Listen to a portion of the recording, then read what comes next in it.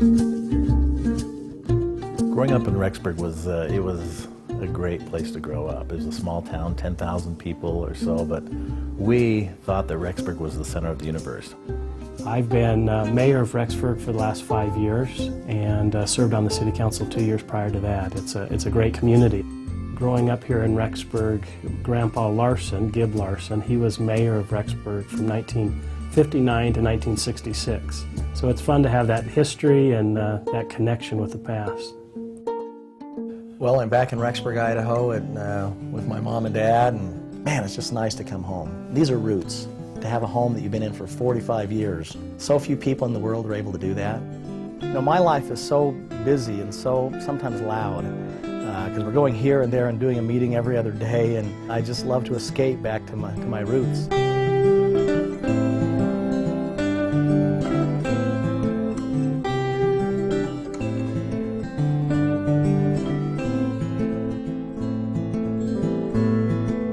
I grew up in Bountiful, Utah, and after my sophomore year in high school, my family moved to Rexburg, Idaho, and that was kind of a tough time to move right in the middle of high school. So I started my junior year at Madison High School, and one of the first days there, I met Dallin Larson. One of the interesting things about Dallin is he wasn't a student body officer, he wasn't a jock, he wasn't in the choir or music, he wasn't a nerd, but every one of those groups liked him, and he liked them. He was part of every group in the school. We had 7 sons, and Dallin was the middle son. He actually had 2 older sisters and 1 younger sister, besides the 3 older brothers and 3 younger brothers. So we had to be really organized in our home. She had her work chart, and every day we had our list of things to do. Everybody knew exactly what they had to do every day before they could go out and play, and they were very good at that. So I'm not surprised that Dallin has succeeded in all the things that he's done, because he did learn how to work hard as a young boy.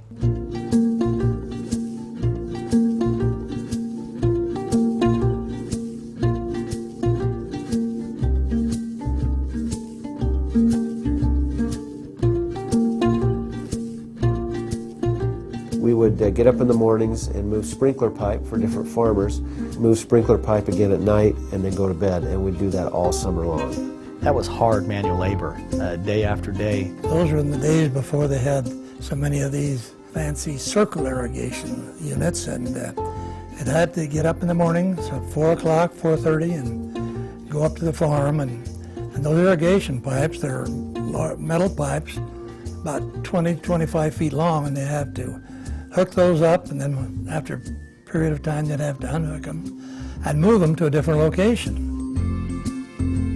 I think that it gave them an opportunity to develop good work habits, to wake up in the morning, be responsible to getting to the job, and believe me, when they got home at night, they were, you know, they had put in a good day's work, because they were ready for bed almost when they got home.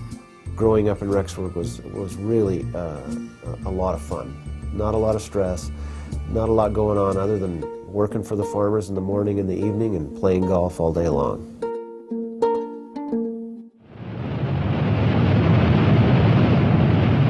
As I sit here and watch, I can see it caving. It's just coming apart. At 11:57 a.m. on June 5th, 1976, the Teton Dam collapsed, flooding homes and farms in the upper Snake River Valley with 80 billion gallons of water. Here are recollections. The first thing that we knew about it was there was a radio broadcaster driving through town with a loudspeaker warning the people to get to higher ground. Pretty soon the water came right down through Main Street, and we could see from our vantage point houses floating by, livestock.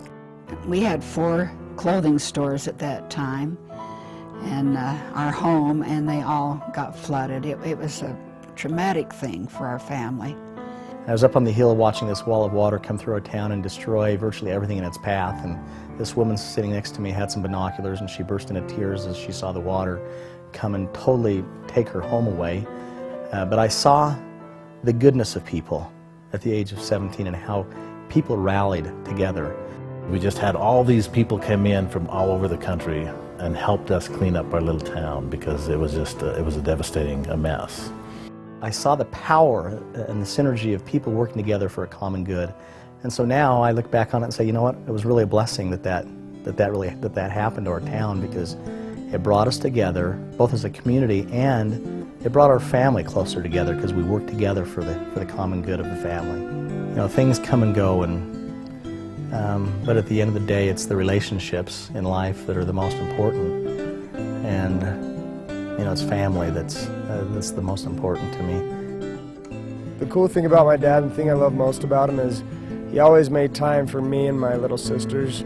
He had meetings all day yesterday, and he came straight to my tennis match after it was done and cheered me on, and it was fun to see him in the stands. Looking at my dad, he's a prime example of knowing that I can achieve anything if I have a sincere heart and have the right intentions in mind. I really forget how many responsibilities he has when he's with us.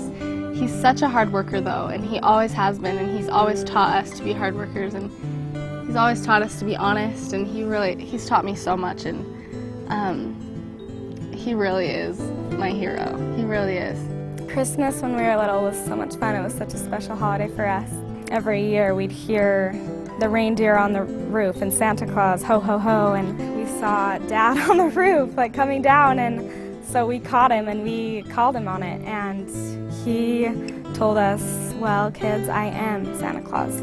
It's just funny because it's kind of appropriate that my dad really is like kind of a Santa Claus in a way. He's so giving. He's very passionate, very dedicated. I feel that his influence and what he has to offer brings hope. And with hope comes faith. And with faith comes believing. And with believing comes getting it done. Sometimes people look at Monavie and they say, wow, a 3 or 4 year old company. Amazing that you were able to do that in 3 or 4 years. And I say, no, it didn't happen in 3 or 4 years. It took about 20 years because of the experiences that led up to this point in time in my life, and the experiences that led up to this point when Monavie was formed with the other leaders, the founders of the company and the other leaders in the field.